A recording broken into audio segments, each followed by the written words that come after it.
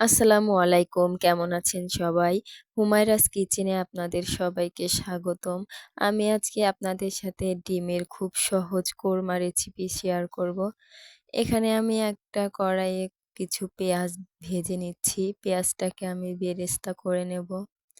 তো আমি অল্প আঁচে পেঁয়াজগুলোকে ভালোভাবে বেরেস্তা করে নেব এবং এটাকে অনবরত নাড়তে থাকবো যেন পুড়ে না যায়। তো এখানে আমি পেঁয়াজটাকে ভালোভাবে নেড়েচেড়ে নিচ্ছি। এ পেঁয়াজ বেরেস্তা প্রায় হয়ে গেছে। এবার আমি একটা বাটিতে নামিয়ে নেব। এখানে আমি ৩ টা ডিম নিয়ে নিয়েছি। আপনারা চাইলে ডিম কম বেশি করতে পারেন। এবার পেঁয়াজ বেরেস্তা করার তেলের মধ্যে ডিমগুলোকে আমি ভেজে নেব। ডিমগুলোকে আমি খুবই অল্প আঁচে কম সময়ে ভেজে নেব, কারণ বেশিক্ষণ ভেজে নিলে এটার স্কিনটা শক্ত হয়ে আসবে, তাই আমি খুবই অল্প সময় ভেজে নেব এবং অল্প আঁচে ভেজে নিচ্ছি।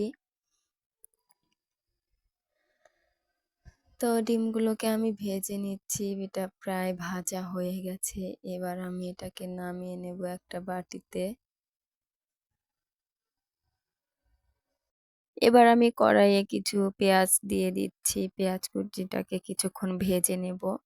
বেশি ভাজবো না, একটু নরম হয়ে আসলেই এর মধ্যে ২ টা তেজপাতা, ১ টা দারচিনি এবং ১ টা সাদা এলাচ দিয়ে দেব। এটাকে কিছুক্ষণ নেড়েচেড়ে নিচ্ছি। তো অল্প কিছুক্ষণ ভেজে নেব। অল্প কিছুক্ষণ ভাজা হয়ে গেলে এর মধ্যে আমি দিয়ে দেব পেঁয়াজ, রসুন বাটা, জিরা বাটা এবং আদা বাটা দিয়ে দেব। এখানে আমি পেঁয়াজ এবং রসুনটাকে একসাথে বেটে নিয়েছি। তো এগুলোকে দিয়ে দিলাম। এবার এর মধ্যে দিয়ে দেব পরিমাণ মতো লবণ। এখানে আমি পরিমাণ মতো লবণ দিয়ে দিলাম। এবার অল্প একটু শুকনা মরিচের গুঁড়া দিয়ে দেব। শুকনো মরিচের গুঁড়া দিয়ে এখানে অল্প একটু পানি দিয়ে দিচ্ছি মশলাগুলোকে কষানোর জন্য। তো আমি কিন্তু এখানে চুলার আঁচটা কমিয়েই রেখেছি। অল্প আঁচেই মশলাগুলোকে আমি কষিয়ে নেব।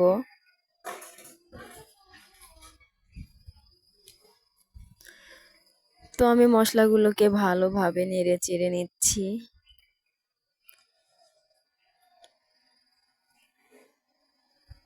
মশলাগুলোকে আমিও একটু কষিয়ে নিচ্ছি যেন এর থেকে কাঁচা গন্ধটা না আসে। তো মশলা কষানো হয়ে গেছে, এবার এর মধ্যে ডিমগুলোকে দিয়ে দেব। তো আমি এর মধ্যে ডিমগুলো দিয়ে দিচ্ছি।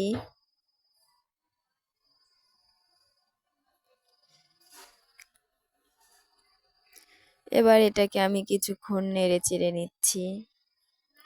মশলাগুলোকে ডিমের সাথে ভালোভাবে মিক্স করে নেব। কিছুক্ষণ নেড়ে নিয়ে এর মধ্যে আমি দিয়ে দেব দুধ।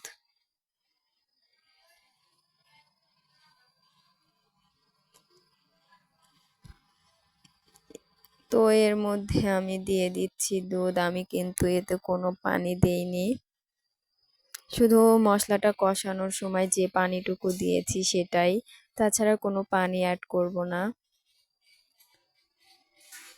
তো এর মধ্যে দুধ দিয়ে আমি এটাকে আরো কিছুক্ষণ রান্না করে নেব। এবার আমি এর মধ্যে ১ চা চামচ পরিমাণ চিনি দিয়ে দিচ্ছি।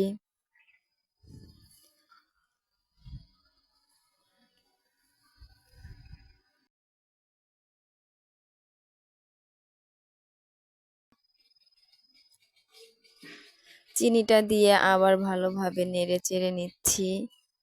ডিমগুলোকে উল্টে পাল্টে আমি এটাকে নেড়েচেড়ে নেব।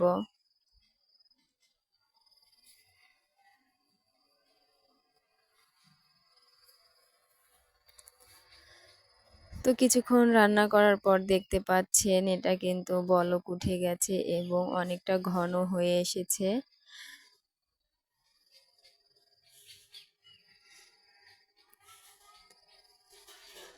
এবার এর মধ্যে আমি কয়েকটা গোটা কাঁচা মরিচ দিয়ে দেব। এবার আরো কিছুক্ষণ রান্না করে নেব ঢাকনা দিয়ে ঢেকে রেখে দিয়ে। তো রান্নাটা প্রায় হয়ে গেছে। আপনারা চাইলে বাসায় এভাবেই সহজ করে ডিমের কোরমা রান্না করতে পারেন। বাসায় যেসব উপকরণ থাকে সেগুলো দিয়েই কিন্তু রান্না করে নেওয়া যায়। এর মধ্যে আমি দিয়ে দিচ্ছি ভেজে রাখা পেঁয়াজ বেরেস্তাগুলো। এতে এটার স্মেলটাও অনেক ভালো আসবে। এবার একটা বাটিতে নামিয়ে নিয়েছি, দেখতে পাচ্ছেন ডিমের কোরমাটা দেখতে কতটা সুন্দর লাগছে এবং লোভনীয় লাগছে। বাকি পেঁয়াজ বেরেস্তাগুলো আমি এর মধ্যে দিয়ে দিয়েছি। তো এই ছিল আজকের ভিডিওটি দেখার জন্য ধন্যবাদ। ভিডিওটি ভালো লেগে থাকলে চ্যানেলটা সাবস্ক্রাইব করবেন। আসসালামু আলাইকুম।